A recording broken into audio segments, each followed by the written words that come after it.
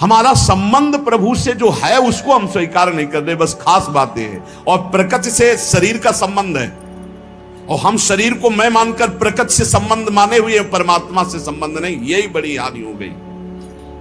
और प्रकृति अर्थात संसार का संबंध कभी सम नहीं होता, बराबर नहीं चलता, नहीं चलेगा, एक जैसा बराबर कभी नहीं रहेगा। ये शरीर नहीं रहा तो इसका संबंध कैसे बराबर रह सकता है?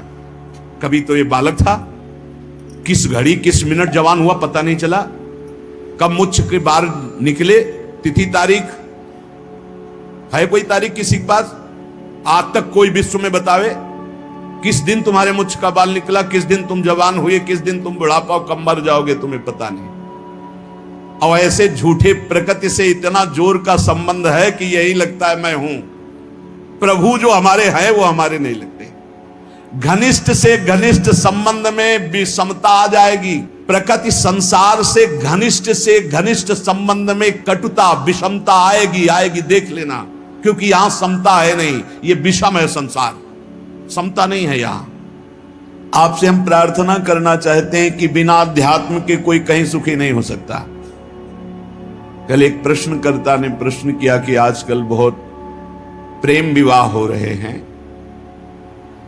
तो इसमें जब लड़की और लड़का राजी है तो जीवन भर सुखी ही रहेंगे? नहीं रहेंगे। जब तक वो अध्यात्म को नहीं जानेंगे तो शरीर राग के कारण वो प्रेम विवाह कर रहे हैं वासना पूर्ति के लिए। और जिस दिन उससे अच्छा कोई शरीर रागी मिल गया तत्काल त्याग कर देगा, चाहे बेटा हो चाहे बेटी हो, लड़का हो चाहे लड़की हो। और ये शरीर प्रतिक्षण नाश को प्राप्त हो रहे हैं। इनकी सुंदरता, इनका बल, इनका भाव प्रतिक्षण पतन की तरफ जा रहा है।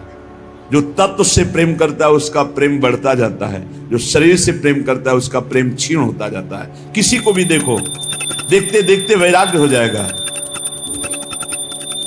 क्यों? वो प्रतिक्षण नाशवान है और प्रभु प्रतिक्षण वर्धमान रूप है।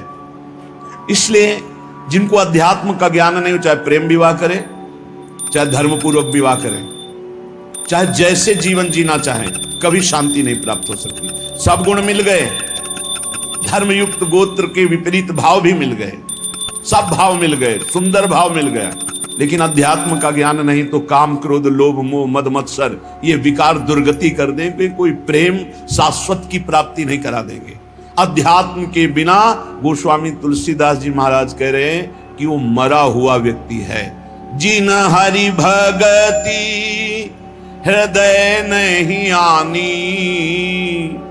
जीवित सब समान तेई प्राणी। जिंदा व मुर्दा टहल रहा है, ना उसमें देवी संपदा है ना भगवत भाव है।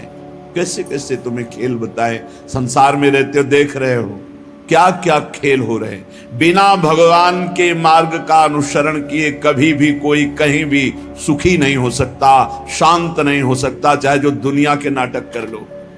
हे किशोरी जू, बिनु पद कंज, आपके श्री चरणारविंद के बिना ये दुखद सब लागे। जिनको ये भावना है कि सुखद सब लागे तो देख लो पूरे जीवन को देख लो, सब कुछ है लेकिन शांति नहीं, विश्राम नहीं, संतोष नहीं, अभय नहीं, निश्चिंतता नहीं, निर्विकारिता नहीं। क्या प्राप्त हुआ, क्या मिला जीवन में?